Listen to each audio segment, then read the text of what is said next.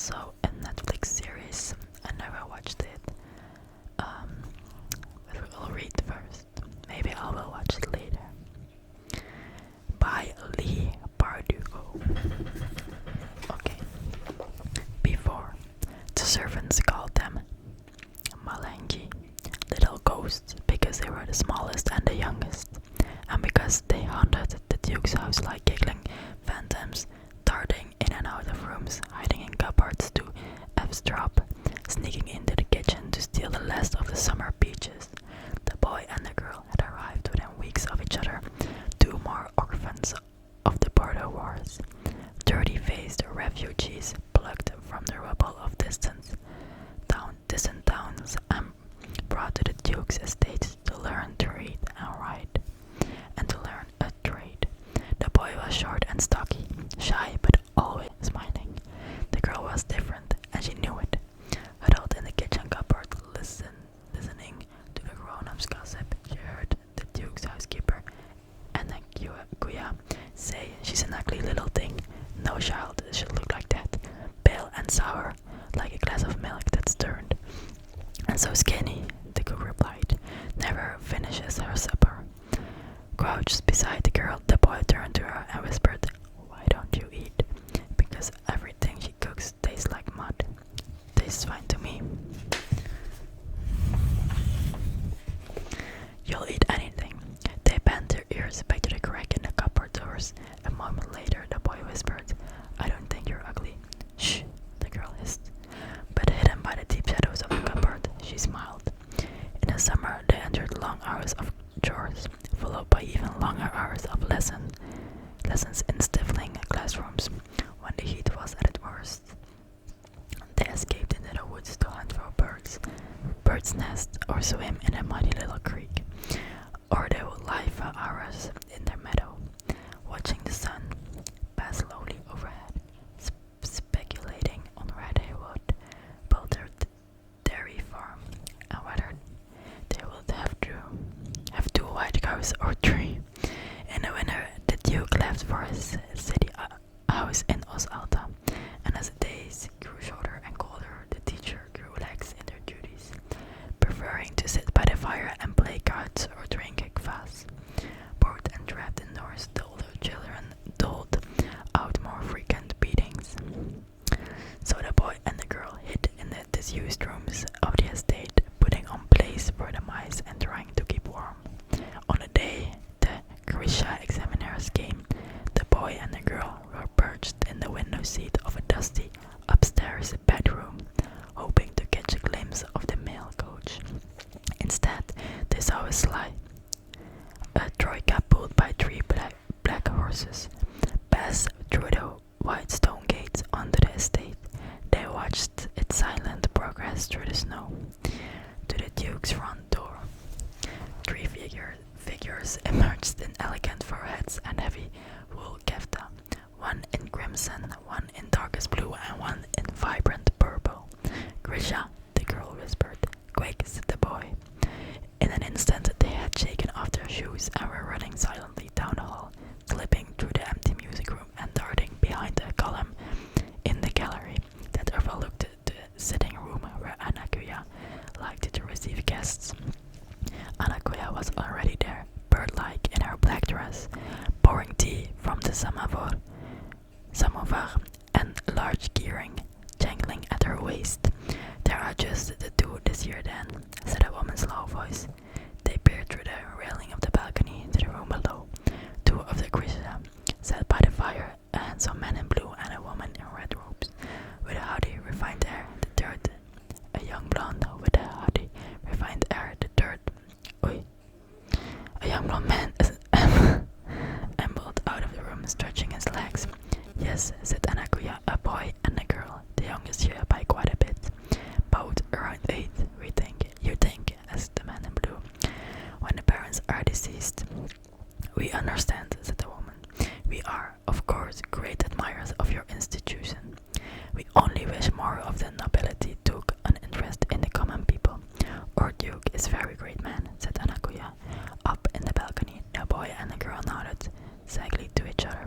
The benefactor, Duke Karamazov, was a celebrated war hero and a friend to the people. When he had returned from the front lines, he had converted his estate into an orphanage and a home for war widows. They were told to keep him nightly in their prayers. And whether they liked these children as the woman, the girl has some talent for drawing. The boy is most at home in the meadow and the wood. But what are they like? Repeated the woman. And Akusha pushed her withered lips. What are they like? They are undisciplined, contrary, far too attached to each other. They are listening to every word we say, said the young man in purple. The boy and the girl jumped in surprise. He was staring directly at their hiding spot. They shrank behind the column, but it was too late. Anakuya's voice lashed out like a whip. Alina Statakov, Malien Oretsev, come down here at once. Elegantly, Alina and Mal made their way down the narrow spiral staircase at the end of the gallery. When they reached the bottom, the woman in red rose her chair and gestured them forward. Do you know what we are? The woman asked. Her hair was steel grey, her face lined but beautiful. You're witches, blurted Mal. Witches, she snarled. She rolled on Anakuya. Is this what you teach at the school? Superstition and lies? Anakuya flushed with embarrassment. The woman in red turned back to Mal and Alina, her dark eyes blazing. We are not witches.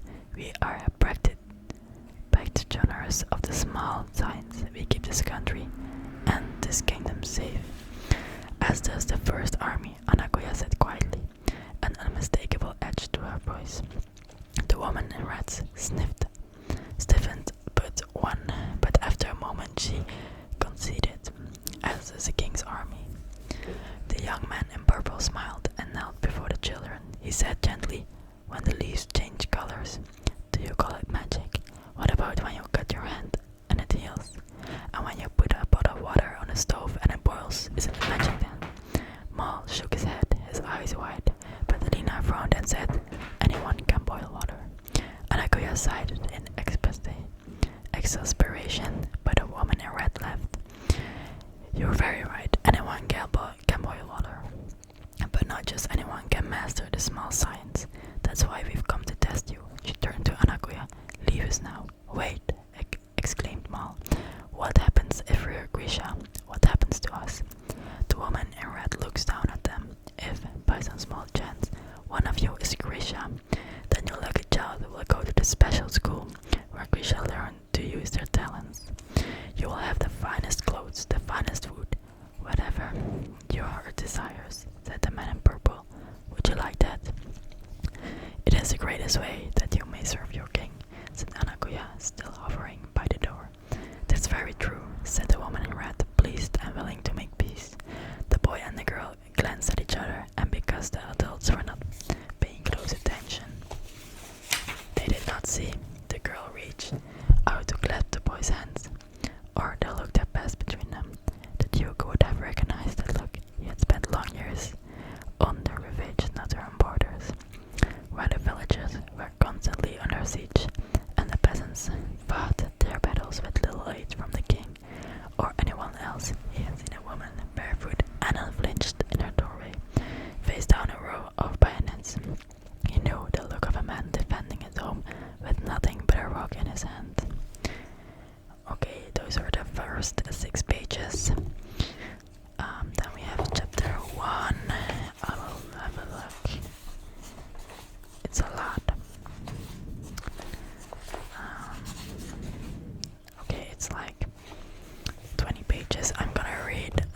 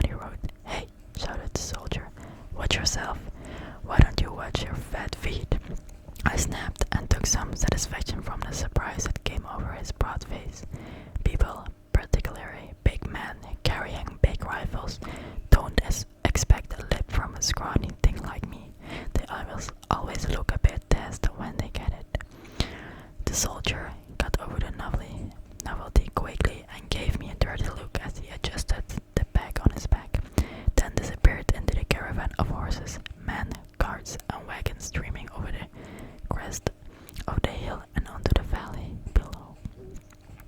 I quickened my steps, trying to peer over the crowd. I lost sight of the yellow flag of the surveyor's guard hours ago, and I knew I was far behind. As I walked, I took in the green and gold smells of the autumn wood, the soft breeze at my back. We were on the Vai, the wide road that had once led all the way from Osaltam to the wealthy port cities on Ravka's western coast. But I was before the shadow fold. Somewhere in the crowd, someone was singing what an idiot is singing on this way into fold. I glanced again at the smudge on the horizon and had to suppress a shudder. I'd seen the shadow fold on many maps, a black slash that severed Ravka from its only coastline and left it landlocked. Sometimes it was shown as a stain, sometimes as a bleak and shapeless cloud, and then there were the maps that just showed the shadow fold as a long, narrow lake and labeled it by its other name, the Unsea, a name intended to put soldiers and merchants at their ease and encourage crossings. I snorted. That might fool some fat merchant, but it was little comfort to me. I tore my attention from the sinister haze hovering in the distance and looked down onto the ruined farms of the Tula. The valley had once been a home to some of Ravka's richest estates. One day it was a place where farmers tended crops and sheep grazed in green fields. The next, a dark slash had appeared on the landscape, a swathe of nearly impenetrable darkness that grew with every passing year and crawled with horrors. Where the farmers had gone, their herds, their crops, their homes and families, no one knew. Stop it, I told myself firmly. You're only making things worse. People have been crossing the fold for years, usually with massive casualties. But all the same, I took a deep breath to steady myself. No fainting in the middle of the road, said a voice close to my ear as a heavy arm landed across my shoulders and gave me a squeeze. I looked up to see Mal's familiar face, a smile in his bright eyes as he fell into step beside me. Come on, he said, one foot in front of the other. You know how it's done. You're interfering with my plan. Oh really? Yes, that faint. Get trampled to grievous injuries all around. That sounds like a brilliant plan. But if I'm horribly maimed, I won't be able to cross the fold. Mal nodded slowly. I see. I can shove you under a cart and that will help. If that would help, I'll think about it, I grumbled, but I felt my mood lifting all the same. Despite my best efforts, Mal still had the effect on me, and I wasn't the only one. A pretty blonde girl strolled by and waved, throwing Mal a flirtatious glance over her shoulder. Hey Ruby, he called. See you later.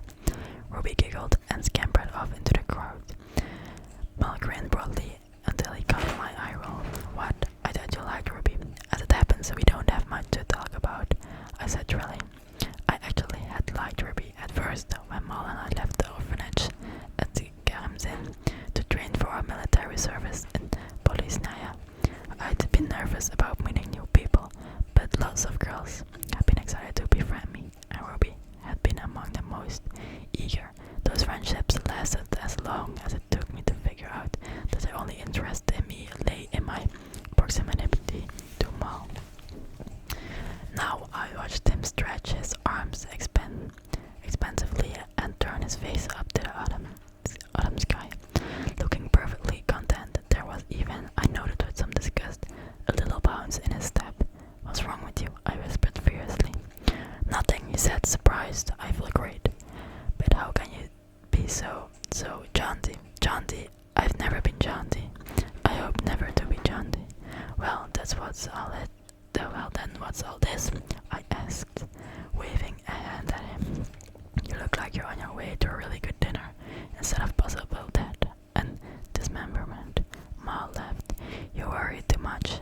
The king sent a whole group of Grisha pirates to cover the skiffs and even a few of those creepy hard-renders. We have our rifles, he said, patting the one on his back.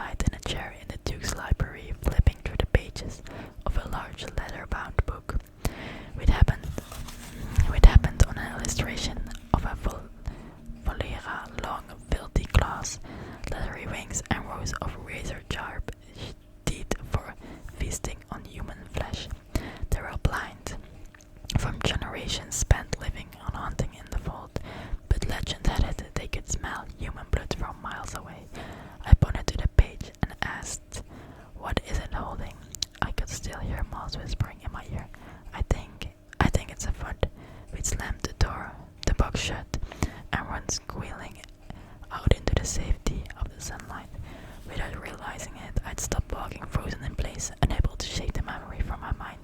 When Mal saw it wasn't with him, he gave a great, beleaguered sigh and marched back to me. He rested his hand on my shoulder and gave me a little shake.